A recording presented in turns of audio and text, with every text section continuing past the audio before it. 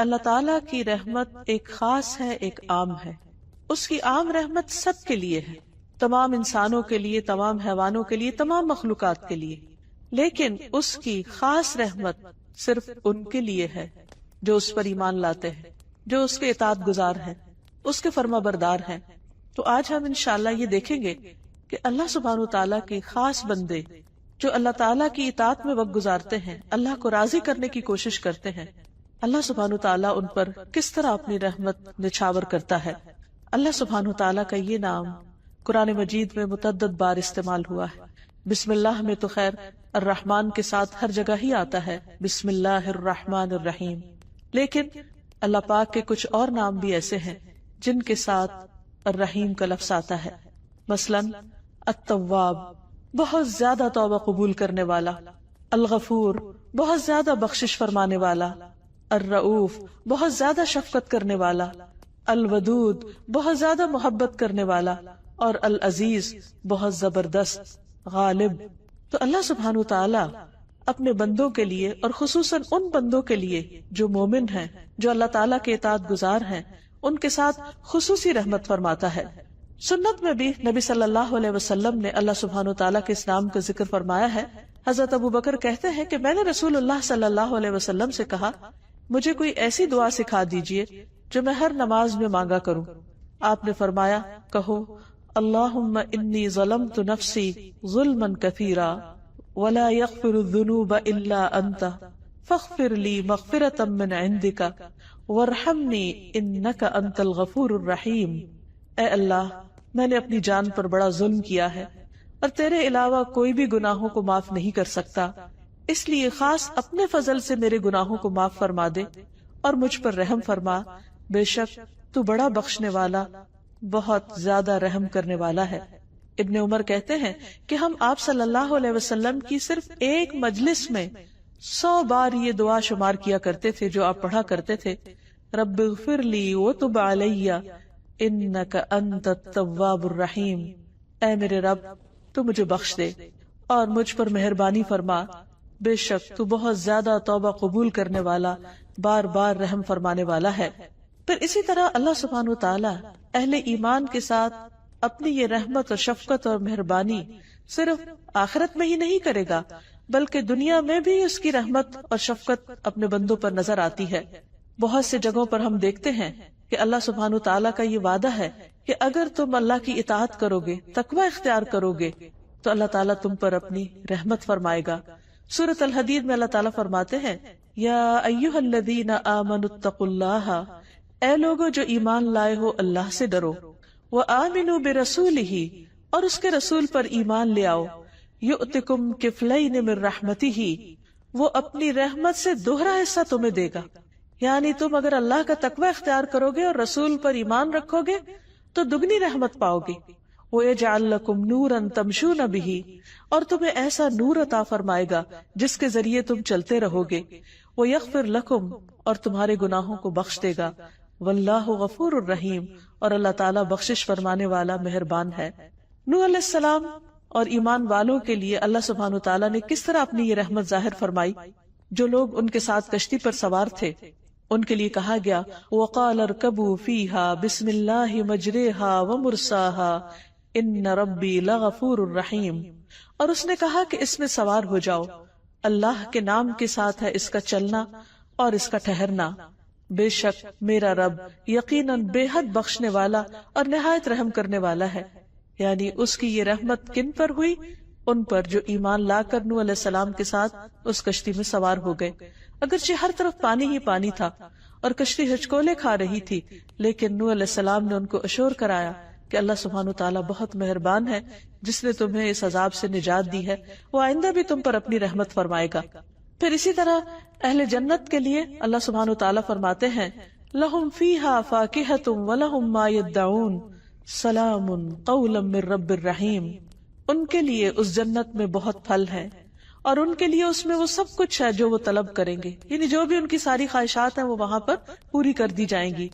سلام اس رب کی طرف سے کہا جائے گا جو غفور الرحیم ہے.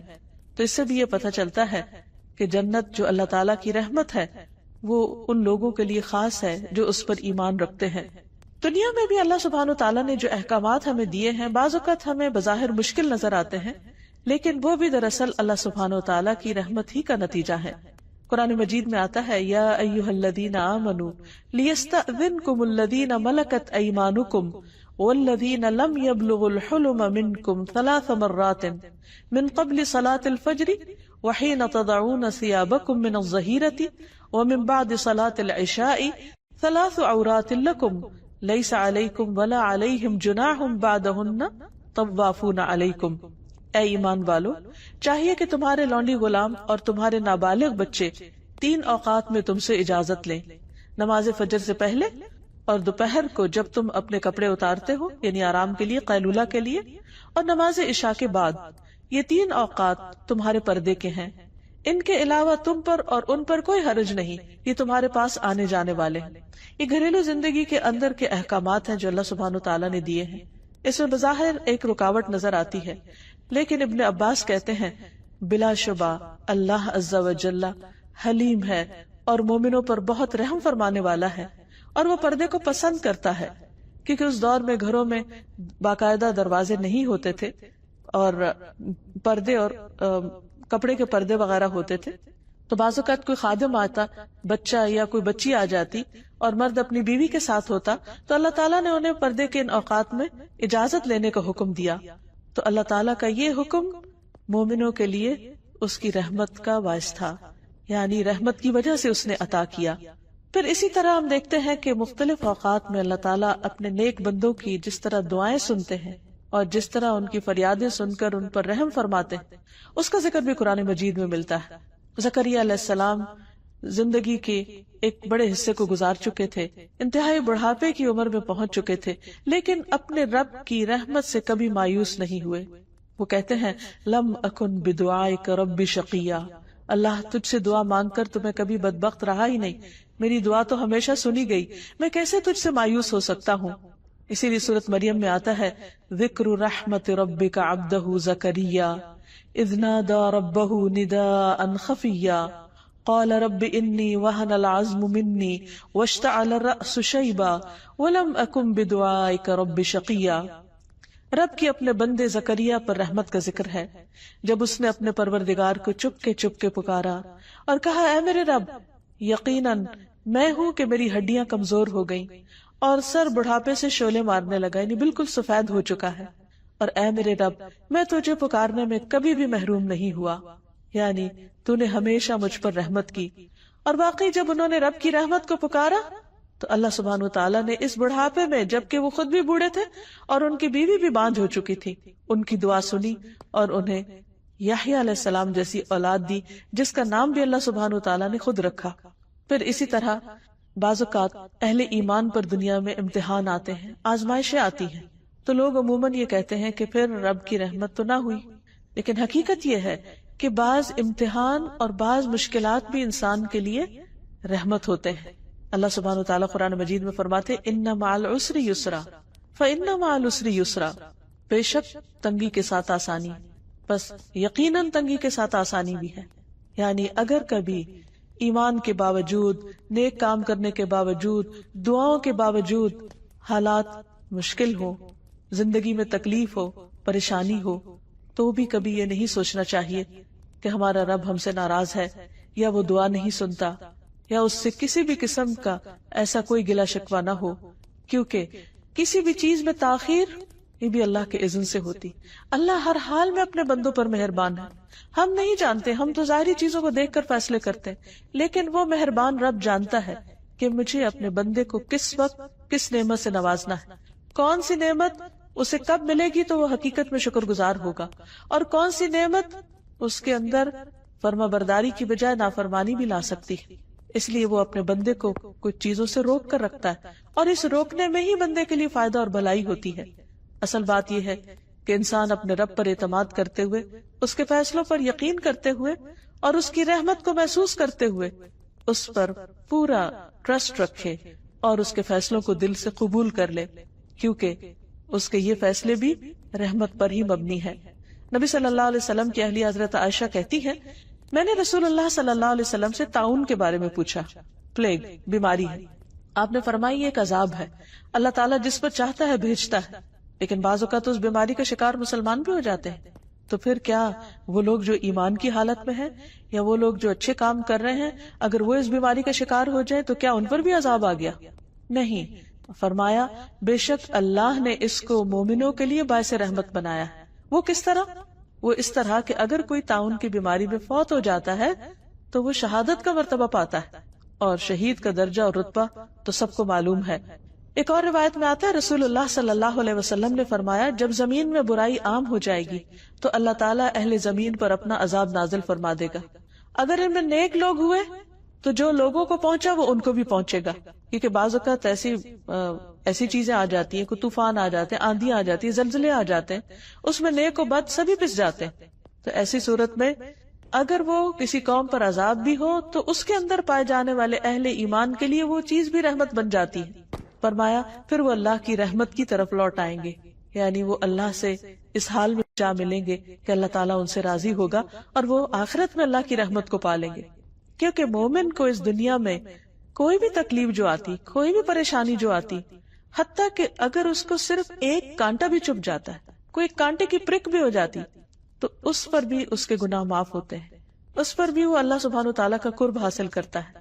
تو اس لیے مومن کے تو ہر حال میں خیر ہی خیر ہے، اس کے ہر حال میں بھلائی ہی بھلائی، اور یہ چیز مومن کے سوا کسی کو نصیب نہیں کہ جب اس کو کوئی نعمت پہنچتی ہے اور وہ شکر ادا کرتا ہے تو اللہ تعالیٰ اس سے راضی ہوتا ہے، اللہ تعالیٰ اس سے خوش ہو جاتا ہے.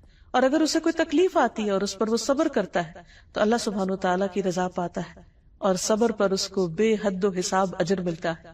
اس لیے اگر آپ اچھے اچھے کام کر رہے ہو، اللہ کی عبادت میں بھی کمی نہ کرتے ہو، صدقہ خیرات بھی کرتے ہو، اور بھی نیکی کے کاموں میں بڑھ چڑھ کر حصہ لیتے ہو، اور ان سب کاموں کے کرنے کے باوجود اگر پھر حالات تنگ ہو جائے، فقر و فاقہ آ جائے یا کسی اور طرح کی آزمائش آ جائے، تو کبھی بھی شیطان یہ وسوسہ دل میں ڈالنے میں کامیاب نہ ہو کہ تمہارا رب تم پر ناراض ہے اور وہ تم پر اپنی رحمت کبھی بھی نہیں بھیجے گا یا کبھی تمہاری دعا قبول نہیں ہوگی.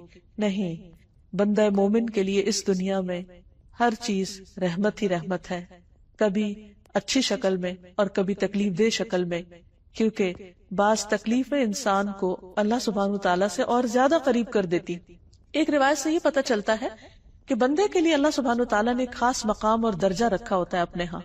جب اللہ تعالیٰ دیکھتا ہے کہ بندہ صرف اپنے عمل کی بنا پر اس درجے کو نہیں پہنچ پا رہا تو وہ اس پر کوئی امتحان بھیج دیتا ہے، کوئی تکلیف بھیج دیتا ہے، اور جب وہ اس پر صبر کرتا ہے تو اس صبر کی وجہ سے وہ اس بلند منزل کو بہت تیزی سے پہنچ جاتا ہے. تو بعض اوقات ہم سوچتے ہیں کہ ہم تو اچھے کام کر رہے تھے، پھر ہم پر یہ مصیبت کیوں آئی، پھر ہماری یہ مشکل کیوں کھڑی ہوئی. اس وقت بندے کو سمجھ نہیں آتی، لیکن بندے کی سمجھ تو معمولی ہے، کمزور ہے، بندے کو ہر بات سمجھ آ ہی نہیں سکتی. اللہ سبحانہ وتعالیٰ کا علم کامل ہے، اور اللہ کے علاوہ ساری مخلوق کا علم تو ایک قطرے کے برابر بھی نہیں. اس لیے ہمیں ایسی باتیں کیسے سمجھ آئیں گی کہ کوئی تکلیف ہم پر کیوں آئی ہے. لیکن اللہ سبحانہ وتعالیٰ اپنے بندوں پر ہر حال میں مہربان ہے، اور وہ تکلیف کے ذریعے بھی دراصل بندے پر رحم کر رہا ہوتا ہے. پھر اسی طرح بعض اوقات انسان کے ایمان کا امتحان ہو جاتا ہے، اور ایسے حالات پیش آتے ہیں کہ انسان کو اپنی زبان سے وہ بات کہنی پڑ جاتی ہے جو اس کا دل نہیں کہہ رہا ہوتا، یا بعض اوقات کسی ایسی سچویشن میں ہوتا ہے کہ وہ اللہ کی اطاعت کرنا چاہتا ہے لیکن وہ نہیں کر رہا ہوتا، نہیں کر پاتا باوجود کوشش کے. تو ایسی صورت میں بھی اللہ سبحانہ وتعالیٰ اس پر ناراض نہیں ہوتا.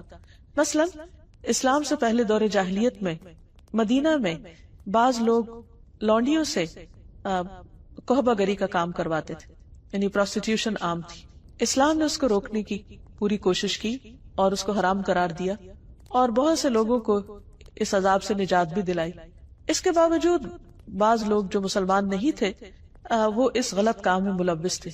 تو اللہ سبحانہ وتعالیٰ نے ان عورتوں کے لیے خاص طور پر فرمایا وَمَن يُكْرِهُنَّ فَإِنَّ اللَّهَ مِن بَعْدِ إِكْرَاهِهِنَّ غَفُورٌ رَحِيمٌ، کہ وہ عورتیں اگر مجبور کر دی گئی ہیں، وہ خود اسے ناپسند کرتی ہیں لیکن ساتھ مجبور ہے کہ ان کی کوئی سے نہیں، وہ غلام ہیں، ان کی کوئی آزادی نہیں، وہ خود کچھ نہیں کر سکتی. تو اللہ سبحانہ وتعالیٰ ان مجبور لونڈیوں کے لیے غفور الرحیم ہے، کیونکہ اللہ سے بڑھ کر کون جانتا ہے کہ اس کا کوئی بندہ کس حال میں ہے، وہ کتنی سٹرگل کر رہا ہے، کتنی کوشش کر رہا ہے. تو بعض اوقات کوشش کے باوجود بھی اگر انسان کچھ اچھے کام نہیں کر پاتا جو وہ کرنا چاہتا ہے تو اللہ تعالیٰ اس کی نیت کا اجر ہی لکھ لیتے ہیں. حدیث میں آتا ہے تمہارا رب تبارک و تعالیٰ بڑا رحیم ہے. اگر کوئی شخص نیکی کا ارادہ کرتا ہے اور اسے کر نہیں پاتا تو اس کے لیے صرف ارادے پر، صرف نیت پر اس کے لیے ثواب لکھ لیتا ہے. پھر اگر وہ اسے کر گزرتا ہے تو اس کے لیے 10 نیکیوں سے لے کر 700 گنا تک لکھ دیتا ہے، بلکہ اس سے بھی زیادہ ثواب لکھ دیا جاتا ہے. اور اگر کوئی شخص گناہ کا ارادہ کرتا ہے اور پھر اس کو کرتا نہیں ہے تو اس نہ کرنے پر بھی اس کے لیے نیکی کا ثواب لکھ دیا جاتا ہے، حالانکہ اس کا ارادہ تھا برا کرنے کا لیکن اس نے کیا نہیں. اور اگر وہ اس کو کر لیتا ہے تو اس گناہ پر صرف 1 گناہ لکھا جاتا ہے، یا اللہ تعالیٰ اس کو بھی مٹا دیتا ہے. تو آپ دیکھیے اللہ کی رحمت، کیا کوئی اور ایسا ہو سکتا ہے؟ حل تعلم لہ سمیہ، کوئی بھی ایسا مہربان نہیں ہو سکتا کہ جو صرف انسان کی اچھی نیت اور اچھے ارادے پر اس کو اجر دینے والا ہو، یا اگر کوئی اپنا برا ارادہ بدل لے تو اس پر بھی شاباش دینے والا ہو. پھر اسی طرح اللہ سبحانہ وتعالی ایمان والوں پر نہ صرف یہ کہ ان کی زندگی میں اور آخرت میں، بلکہ دنیا سے ان کے جانے کے بعد بھی ان کے اعمال کی حفاظت کرتا ہے. یہ بھی اس کی خاص رحمت ہے. مثلا نبی صلی اللہ علیہ وسلم جب مدینہ تشریف لائے تو 16-17 ماہ تک تقریباً بیت المقدس کی طرف منہ کر کے نماز پڑھتے رہے. اس کے بعد تحویل قبلہ کا حکم ہوا، خانہ کعبہ کی طرف رخ کرنے کا. تو ایسے میں وہ لوگ جو اس دوران فوت ہو گئے تھے اور انہوں نے پہلے ہی قبلے کو یعنی قبلہ اول کو ہی اپنا قبلہ بنا رکھا تھا، تو ان کے دل میں یہ خیال پیدا ہوا باقی لوگوں کے کہ کہیں ان کی نمازیں ضائع تو نہیں ہو گئی. تو اس پر اللہ سبحانہ تعالیٰ نے فرمایا کہ اللہ ایسا نہیں کہ تمہارے ایمان ضائع کر دے، بے شک اللہ اپنے بندوں پر بڑی شفقت کرنے والا اور بڑا رحیم ہے. وہ تو بندے کا دل دیکھتا ہے کہ اس کے اندر کیا شوق ہے، کیا ارادہ ہے، وہ خود کیا کرنا چاہتا ہے. تو اگر ایک بندہ خود نیکی کا ارادہ کرتا ہے اور اچھی نیت کے ساتھ کوئی اچھا کام کرتا ہے لیکن اس کی سمجھ میں بات درست نہیں ہوتی وہ، تو بھی اللہ تعالیٰ اس پر اس کو اجر دے دیتا ہے. پھر ایمان والوں کی اولاد پر اللہ تعالیٰ رحمت کرتا ہے. سورۃ کہف میں ایک بہت خوبصورت واقعہ ملتا ہے جس میں موسیٰ علیہ السلام خضر علیہ السلام سے ملاقات کرنے کے لیے جاتے ہیں. پھر خضر علیہ السلام ان کو کچھ سکھانے کے لیے کشتی میں سوار ہوتے ہیں اور مختلف جگہوں کا ٹور کرتے ہیں. اس دوران وہ ایک بستی میں جاتے ہیں، وہاں سے کھانا مانگتے لیکن انہیں کھانا نہیں ملتا. راستے میں وہ دیکھتے ہیں چلتے ہوئے کہ ایک دیوار گرنے لگی ہے تو وہ اس کو تعمیر کر دیتے ہیں. موسیٰ علیہ السلام بہت حیران ہوتے ہیں کہ جس بستی والوں نے آپ کو کھانا نہیں دیا آپ ان کی دیوار تعمیر کر رہے ہیں.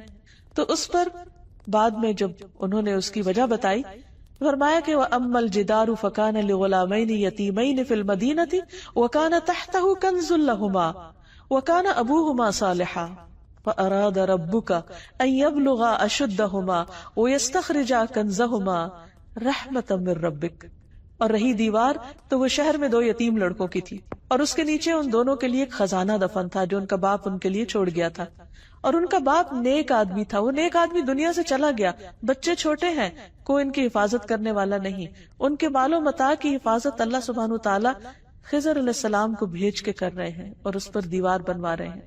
اور اس موقع پر جب ان کو انٹرٹین ہی نہیں کیا گیا لیکن پھر بھی اللہ نے ان کے دل میں یہ خیال ڈالا. اور اس کی وجہ کیا تھی کہ تیرے رب نے چاہا کہ یہ بچے اپنی جوانی کو پہنچ جائیں اور اپنا خزانہ نکال لیں تیرے رب کی طرف سے رحمت کرتے ہوئے. رحمت من ربک، یہ ہے رب کی رحمت کہ بعض اوقات اللہ سبحانہ وتعالیٰ وہاں سے ہماری حفاظت کر رہا ہوتا ہے کہ ہم خود بھی نہیں جانتے، ہمیں پتہ بھی نہیں ہوتا. اور اسی طرح آخرت میں بھی اللہ سبحانہ وتعالیٰ اپنے خاص بندوں کے چہروں کو روشن کر دیں گے اور انہیں اپنی رحمت میں لے لیں گے. جس طرح دنیا میں ان کی حفاظت کرتے رہے، آخرت کے عذاب اور آخرت کی پریشانیوں سے بچا کر ان کو اپنی خاص مہربانی اور اپنی رحمت میں جگہ عطا فرمائیں گے. اللہ سبحانہ وتعالیٰ نے ان یتیم بچوں کے مال کی حفاظت کی اپنی خاص رحمت کی وجہ سے. اور یہاں یہ بھی یاد رہے کہ جب اللہ تعالیٰ کسی پر رحمت کرنا چاہتا ہے، اپنا فضل فرمانا چاہتا ہے، تو کوئی اس کو روک نہیں سکتا. بندوں میں تو عام طور پر کیا ہوتا ہے کہ ایک شخص اگر دوسرے پر احسان کرنے لگتا ہے اور کسی کو پتہ چل جاتا ہے تو عموماً اس کو روک دیا جاتا ہے دوسرے شخص کی کوئی خرابی یا کوئی کوتاہی بتا کر یا بعض اوقات جھوٹا الزام لگا کر. لیکن اللہ سبحانہ وتعالیٰ ساری رحمت اس کی اپنی، فضل اس کا اپنا، وہ جس پر چاہے کرے اور جب چاہے کرے، کوئی اس کو روک نہیں سکتا. ارشاد باری تعالیٰ ہے ما یفتح اللہ للناس من رحمت فلا ممسک لها وما یمسک فلا مرسل له من بعدہ وہو العزیز الحکیم. جو کچھ اللہ لوگوں کے لیے رحمت میں سے کھول دے عطا کر دے تو اسے کوئی بند کرنے والا نہیں. عام طور پر ہم سمجھتے ہیں کہ فلاں کے حسد کی وجہ سے نعمت رک گئی یا فلاں وجہ سے. نہیں، اگر اللہ دینے والا ہو تو کوئی روک نہیں سکتا. جیسے ہم ہر نماز کے بعد بھی پڑھتے ہیں اللہم لا مانع لما اعطیت ولا معطی لما منعت. اللہ کوئی رکاوٹ نہیں ڈال سکتا جس کو تو عطا کرے، اور کوئی دے نہیں سکتا جس سے تو روک دے. تو یہاں بھی کیا فرمایا کہ جو کچھ اللہ لوگوں کے لیے رحمت میں سے کھول دے تو اسے کوئی بند کرنے والا نہیں، اور جو بند کر دے تو اس کے بعد اسے کوئی کھولنے والا نہیں. وہی سب پر غالب اور کمال حکمت والا ہے. اس لیے ہمیشہ ہمیں اللہ کا فضل مانگتے رہنا چاہیے، اس کی رحمت کو پکارتے رہنا چاہیے. نبی صلی اللہ علیہ وسلم مشکل حالات میں یا حی یا قیوم برحمتک استغیث پڑھا کرتے تھے. اے زندہ رہنے والے، اے قائم رہنے اور رکھنے والے، تیری رحمت کی فریاد کرتا ہوں. کیونکہ ہمارے پاس وہ نیک عمل نہیں ہے، ہمارے اندر تو وہ خوبی نہیں ہے کہ جس کی بنا پر اللہ سبحانہ وتعالی رحم فرمائے. ہاں، ہم اللہ سبحانہ وتعالی سے اس کا خاص فضل مانگتے ہیں کہ وہ اپنی جناب سے رحمت عطا کر دے. پھر بندہ مومن جب دنیا سے جانے لگتا ہے تو اس وقت اس کی روح نکالنے کے لیے بھی اللہ تعالیٰ رحمت کے فرشتے بھیجتے ہیں جو اس کے ساتھ مہربانی کا معاملہ کرتے ہیں اور خوشبودار کفن میں اس کو روح لپیٹ کر لے جاتے ہیں. تو آئیے یہاں ہم دیکھتے ہیں کہ اللہ سبحانہ وتعالیٰ کی رحمت پانے کے اسباب کیا ہیں. ہمیں کیا کرنا چاہیے کہ اللہ سبحانہ وتعالیٰ ہم پر اپنی رحمت فرمائے. سب سے پہلی چیز تو اللہ پر ایمان لانا ہے، اس کی اطاعت کرنا ہے، اس کا تقوی اختیار کرنا ہے. لیکن اعمال میں سب سے پہلا عمل جو اللہ سبحانہ وتعالیٰ کی رحمت کا باعث بنتا ہے وہ نماز ہے. رسول اللہ صلی اللہ علیہ وسلم نے فرمایا جب تم میں سے کوئی شخص نماز کے لیے کھڑا ہوتا ہے تو رحمت الہی اس کی طرف متوجہ ہوتی ہے، یعنی وہ اللہ کی خاص رحمت میں ہوتا ہے. لہٰذا اسے ادھر ادھر کنکریوں سے نہیں کھیلنا چاہیے، یعنی اسے بھی اللہ کی طرف متوجہ رہنا چاہیے کیونکہ اللہ تعالیٰ اس پر توجہ فرما رہے ہیں. پھر اسی طرح اللہ اور اس کے رسول صلی اللہ علیہ وسلم کی اطاعت یہ رحمت کا باعث بنتی ہے. سورۃ آل عمران میں فرمایا وَأَطِیعُوا اللَّهَ وَالرَّسُولَ لَعَلَّکُمْ تُرْحَمُونَ، اور اللہ اور اس کے رسول کا حکم مانو تاکہ تم پر رحم کیا جائے. اسی طرح قرآن مجید کی تعلیمات کی پیروی کرنا یہ بھی اللہ سبحانہ تعالیٰ کی رحمت کا ذریعہ ہے. سورۃ الانعام میں فرمایا وَهَذَا كِتَابٌ أَنزَلْنَاهُ مُبَارَكٌ فَاتَّبِعُوهُ وَاتَّقُوا لَعَلَّكُمْ تُرْحَمُونَ، اور یہ ایک کتاب ہے جسے ہم نے نازل کیا ہے، بڑی برکت والی ہے، بہت مبارک ہے، بس اس کی پیروی کرو، اس کتاب کو فالو کرو اور تقوی اختیار کرو تاکہ تم پہ رحم کیا جائے. یعنی اگر کوئی شخص یہ چاہتا ہے کہ اس پر اللہ تعالیٰ کی رحمت اور فضل ہو تو اسے چاہیے کہ قرآن سے رشتہ جوڑے، قرآن کی پیروی کرے، قرآن کو پڑھے، اس کو سمجھے اور اس کے مطابق اپنی زندگی بسر کرے. پھر اسی طرح ایک اور جگہ پر آتا ہے وَاكْتُبْ لَنَا فِي هَذِهِ الدُّنْيَا حَسَنَةً وَفِي الْآخِرَةِ إِنَّا هُدْنَا إِلَيْكَ قَالَ عَذَابِي أُصِيبُ بِهِ مَنْ أَشَاءُ وَرَحْمَتِي وَسِعَتْ كُلَّ شَيْءٍ فَسَأَكْتُبُهَا لِلَّذِينَ يَتَّقُونَ وَيُؤْتُونَ الزَّكَاةَ وَالَّذِينَ هُمْ بِآيَاتِنَا يُؤْمِنُونَ. موسیٰ علیہ السلام اور ان کے ساتھیوں نے دعا کی اور ہمارے لیے اس دنیا میں بھلائی لکھ دے، یعنی اس دنیا میں بھی ہمیں اچھا عطا کر اور آخرت میں بھی. بے شک ہم نے تیری طرف رجوع کر لیا، اللہ ہم تیری طرف پلٹ رہے ہیں، تیری اطاعت اور فرما برداری کریں گے، تو بھی ہم سے راضی ہو جا. تو اللہ تعالیٰ نے کیا فرمایا میرا عذاب میں اسے پہنچاتا ہوں جسے چاہتا ہوں، اور میری رحمت نے ہر چیز کو گھیر رکھا ہے، سو میں اسے ان لوگوں کے لیے ضرور لکھ دوں گا اپنی رحمت کو جو تقوی اختیار کریں گے اور جو زکوٰۃ دیں گے. یہاں اللہ سبحانہ تعالیٰ نے زکوٰۃ کا ذکر خاص طور پر کیا، نماز کا ذکر یہاں نہیں ہے. تقوی کے بعد زکوٰۃ کا ذکر ہے. نماز کا ذکر نبی صلی اللہ علیہ وسلم کی حدیث میں ہے کہ نماز کی حالت میں اللہ کی رحمت متوجہ ہوتی ہے، اور یہاں پر اللہ تعالیٰ کا وعدہ ہے کہ جو زکوٰۃ دیں گے ان کے لیے میں لازماً اپنی رحمت لکھ دوں گا، اور ان کے لیے جو ہماری آیات پر ایمان رکھتے ہیں، یعنی قرآن مجید پر کسی قسم کا شک نہیں ہونا چاہیے انسان کو. تو جو شخص یہ چاہتا ہے کہ اللہ اس پر مہربانی کر دے، اللہ تعالیٰ اس کی مشکلات آسان کر دے، تو اس کے لیے لازم ہے کہ وہ اللہ تعالیٰ سے ڈرنے والا ہو، اللہ تعالیٰ کی فرما برداری کرنے والا ہو، نہ صرف یہ کہ اپنی جسمانی عبادات میں بلکہ اپنی مالی عبادت میں بھی. پھر اسی طرح قرآن مجید کو خاموشی سے سننے پر بھی رحمت کا وعدہ ہے. فرمایا وَإِذَا قُرِئَ الْقُرْآنُ فَاسْتَمِعُوا لَهُ وَأَنصِتُوا لَعَلَّكُمْ تُرْحَمُونَ، اور جب قرآن پڑھا جائے تو اسے غور سے سنو اور خاموش رہو، شاید کہ تم پر رحم کیا جائے. یعنی قرآن مجید اتنی معزز کتاب ہے، اللہ تعالیٰ کا کلام ہے، اللہ تعالیٰ کا فرمان ہے، لہذا جو اس پر توجہ کرے گا، جو اس کو امپورٹنس دے گا، وہ بھی اللہ سبحانہ تعالیٰ کی خاص رحمت میں ہوگا۔ پھر اسی طرح استغفار یعنی اپنے گناہوں کی معافی مانگنا۔ اللہ تعالیٰ فرماتے ہیں لولا تستغفرون اللہ لعلکم ترحمون، سورۃ النمل میں فرمایا صالح علیہ السلام نے اپنی قوم سے کہا تم اللہ سے بخشش کیوں نہیں طلب کرتے، یعنی گناہ ہو چکے، زیادتیاں ہو چکی، تو پلٹ آؤ، استغفار کر لو تاکہ تم پر رحم کیا جائے۔ یعنی اگر کوئی شخص یہ سمجھتا ہے کہ اس سے بہت گناہ ہو گئے ہیں اور وہ اللہ کی رحمت سے اب محروم ہے، تو یہ سوچنے کی بجائے اسے فوراً پلٹ آنا چاہیے، گناہوں کو چھوڑ دینا چاہیے اور اللہ تعالیٰ سے معافی مانگتے ہوئے اللہ کی رحمت کو پکارنا چاہیے۔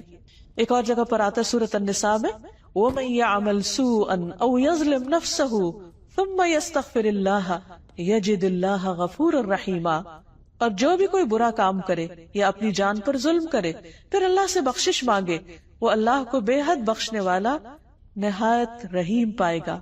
یعنی جس سے بھی برائی ہو جائے، جس سے بھی کوئی غلطی ہو جائے، چھوٹی ہو یا بڑی ہو، اپنی جان پہ کوئی ظلم ہو جائے، خود کے ساتھ زیادتی ہو جائے اور پھر توبہ کر لے تو اللہ تعالیٰ توبہ قبول کر لے گا۔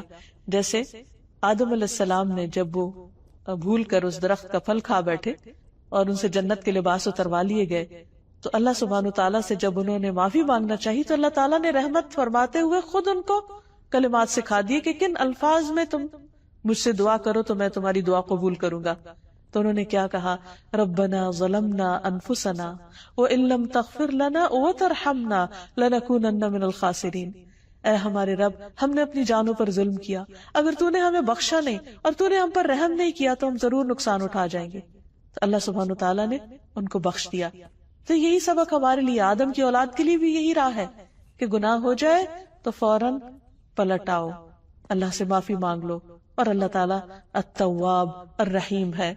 ایک اور جگہ پر آتا ہے سورۃ الانعام میں وَإِذَا جَاءَكَ الَّذِينَ يُؤْمِنُونَ بِآيَاتِنَا فَقُلْ سَلَامٌ عَلَيْكُمْ كَتَبَ رَبُّكُمْ عَلَى نَفْسِهِ الرَّحْمَةَ أَنَّهُ مَنْ عَمِلَ مِنْكُمْ سُوءًا بِجَهَالَةٍ ثُمَّ تَابَ مِنْ بَعْدِهِ وَأَصْلَحَ فَأَنَّهُ غفور الرحیم۔ اور جب تیرے پاس وہ لوگ آئیں جو ہماری آیات پر ایمان رکھتے ہیں، یعنی اہل ایمان، تو آپ کہیے کہ سلام ہو تم پر، تمہارے رب نے رحم کرنا اپنے اوپر لازم کر رکھا ہے کہ بے شک حقیقت یہ ہے کہ تم میں سے جو شخص جہالت سے کوئی برائی کر لے، لا علمی سے، پھر اس کے بعد توبہ کر لے اور اصلاح کر لے تو یقیناً وہ بے حد بخشنے والا، نہایت رحم فرمانے والا ہے۔ تو اس سے پتہ چلتا ہے کہ اللہ سبحانہ تعالیٰ کی رحمت ان لوگوں کے لیے ہے جو توبہ کرتے ہیں۔ پھر اسی طرح اللہ کا ذکر اللہ کی رحمت کا سبب بنتا ہے۔ حضرت یسیرہ جو مہاجر صحابیات میں سے تھی، ان سے مروی ہے کہ نبی صلی اللہ علیہ وسلم نے ہم سے فرمایا، اے مسلمان عورتوں، اپنے اوپر لا الہ الا اللہ، سبحان اللہ اور اللہ کی پاکی بیان کرنا لازم کر لو، غافل نہ رہا کرو کہ رحمت الہی کو فراموش کر دو۔ یعنی ذکر سے غفلت رحمت سے دوری کی علامت ہے، اور جو ہی انسان اللہ کا ذکر کرنے لگتا ہے تو اللہ تعالیٰ کی رحمت اس کی طرف متوجہ ہو جاتی ہے۔ اور ان تسبیحات کو انگلیوں پر شمار کرو، یعنی انگلیوں پر گنا کرو اس ذکر کی تسبیح کو، کیونکہ قیامت کے دن ان سے بھی پوچھ گچھ ہوگی، ہاتھوں سے بھی سوال کیا جائے گا کہ کس کام میں لگے رہے، اور انہیں بولنے کی قوت دی جائے گی۔ تو جب یہ بولیں گے تو کیا بولیں گے؟ جو تسبیحات ان پہ پڑی ہوگی وہ بول کے انسان کے حق میں گواہی دیں گے۔ پھر اسی طرح رسول اللہ صلی اللہ علیہ وسلم نے فرمایا، جو لوگ اللہ کے ذکر کے لیے بیٹھتے ہیں، یعنی اکٹھے بیٹھتے ہیں، فرشتے انہیں گھیر لیتے ہیں، رحمت انہیں ڈھانپ لیتی ہے، سکینت ان پر اترتی ہے، اور اللہ تعالیٰ ان کا ذکر اپنے پاس موجود فرشتوں میں کرتے ہیں۔ پھر اسی طرح دوسروں کو معاف کر دینا چاہیے۔ اگر انسان یہ چاہتا ہو کہ اس پر اللہ سبحانہ و تعالیٰ کی رحمت ہو تو اسے چاہیے کہ وہ بندوں پر رحم کرے اور بندوں کے قصور معاف کر دے۔ پھر اسی طرح بندوں کی عیادت، بندوں پر رحمت اور شفقت، اگر کوئی بیمار ہو جائے تو خاص طور پر اس کا خیال کرنا۔ رسول اللہ صلی اللہ علیہ وسلم نے فرمایا، جب کوئی شخص اپنے کسی مسلمان بھائی کی عیادت کرتا ہے تو وہ جنت کے باغات میں چلتا ہے یہاں تک کہ بیٹھ جائے، اور جب وہ مریض کے پاس بیٹھ جاتا ہے تو اللہ کی رحمت اسے ڈھانپ لیتی۔ لیکن کچھ کام ایسے ہیں کہ اگر کوئی بندہ کرتا ہے تو اس پر رحمت نہیں آتی، جس میں خاص طور پر دوسروں پر رحم نہ کرنا، سنگ دل ہونا، دوسروں کے ساتھ زیادتی کرنا۔ نبی صلی اللہ علیہ وسلم نے فرمایا، رحمت سوائے بدبخت کے کسی سے نہیں چھینی جاتی۔ پھر اسی طرح بچوں کو پیار نہ کرنا، بعض اوقات جب بچے اپنے ماں باپ کے پاس ہوں تو ہر کوئی پیار کرتا ہے، لیکن اگر بچے اپنے والدین سے الگ ہیں تو عموماً ان کی طرف لوگ توجہ نہیں کرتے، خصوصاً یتیم بچوں کی طرف۔ پھر اسی طرح اللہ سبحانہ وتعالیٰ کی اس صفت کے ساتھ دعائیں بھی مانگنی چاہیے، جیسے ابراہیم علیہ السلام اور اسماعیل علیہ السلام کی دعا ہے، ربنا وجعلنا مسلمین لک ومن ذریتنا امۃ مسلمۃ لک وارنا مناسکنا وتب علینا انک انت التواب الرحیم۔ اے ہمارے رب، اور ہمیں اپنے لیے فرما بردار بنا، اور ہماری اولاد میں سے بھی ایک امت اپنے لیے فرما بردار پیدا کر، اور ہمیں عبادت کے طریقے سکھا، اور ہماری توبہ قبول فرما، کیونکہ تو بہت زیادہ توبہ قبول کرنے والا مہربان ہے۔ اسی طرح موسیٰ علیہ السلام نے بھی اللہ کی صفت رحمت کے ساتھ دعا کی۔ اسی طرح اگر میت کے لیے دعا کی جائے تو اس نام کے وسیلے سے دعا کی جائے تو اللہ تعالیٰ انشاءاللہ اس پر بھی رحم فرمائیں گے، جیسے آتا ہے فاغفر لہ وارحمہ انک انت الغفور الرحیم۔ پھر اسی طرح جب بارش ہو تو اس وقت بھی دعا قبول ہوتی ہے، اس وقت بھی اللہ کی خاص رحمت مانگنی چاہیے۔ مسجد میں داخل ہوتے وقت رحمت مانگنی چاہیے، اللہم افتح لی ابواب رحمتک، اے اللہ میرے لیے اپنی رحمت کے دروازے کھول دے۔ پھر صرف اپنے لیے نہیں، دوسروں کے لیے بھی رحمت کی دعا کرنی چاہیے۔ نبی صلی اللہ علیہ وسلم نے ایک شخص کو مسجد میں قرآن پڑھتے ہوئے سنا تو آپ نے فرمایا رحمہ اللہ، اللہ اس پر رحم فرمائے، اس نے مجھے فلاں اور فلاں آیت یاد کرا دی جس کو میں کسی صورت میں بھول گیا تھا۔ حضرت عائشہ فرماتی ہیں کہ نبی صلی اللہ علیہ وسلم میرے گھر میں تہجد پڑھ رہے تھے، آپ نے عباد کی آواز سنی، وہ مسجد میں نماز پڑھ رہے تھے، تو آپ نے فرمایا عائشہ کیا یہ عباد کی آواز ہے؟ میں نے عرض کیا جی ہاں۔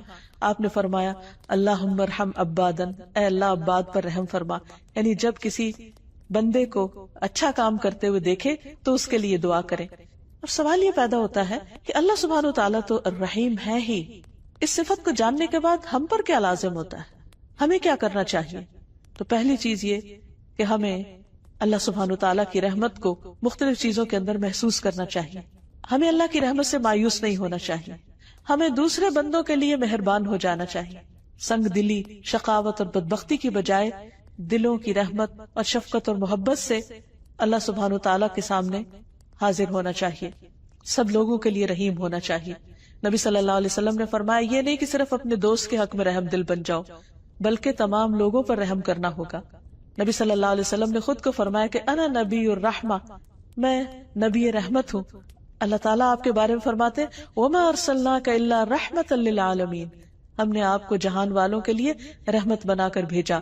اور یہ ایک بہت بڑی حقیقت ہے کہ آپ کے اندر دوسروں کے لیے بہت شفقت تھی، اور کسی کا بھی تکلیف میں پڑنا آپ کو بہت ناگوار ہوتا تھا، اور یہی دراصل رحمت ہے کہ انسان کسی اور کی تکلیف پر خوش نہ ہو بلکہ کسی کی تکلیف پر اس کے لیے اور زیادہ نرمی کر دے۔ نبی صلی اللہ علیہ وسلم نے فرمایا جنتی لوگ 3 قسم کے ہیں، حکومت کے ساتھ انصاف کرنے والے، یعنی اگر ان کو اقتدار ملے تو اس میں انصاف کا رویہ اختیار کرنے والے، صدقہ خیرات کرنے والے، توفیق عطا کیے ہوئے وہ آدمی جو اپنے تمام رشتہ داروں اور مسلمانوں کے لیے رحیم اور نرم دل ہو، وہ آدمی کہ جو پاک دامن پاکیزہ خلق والا ہو اور عیالدار بھی ہو لیکن کسی کے سامنے ہاتھ نہ پھیلائے۔ تو اللہ تعالیٰ سے دعا ہے کہ وہ ہم پر رحمت فرمائے اور ہمارے دلوں میں اپنی مخلوق کے لیے رحم ڈال دے۔ وآخر دعوانا ان الحمد للہ رب العالمین۔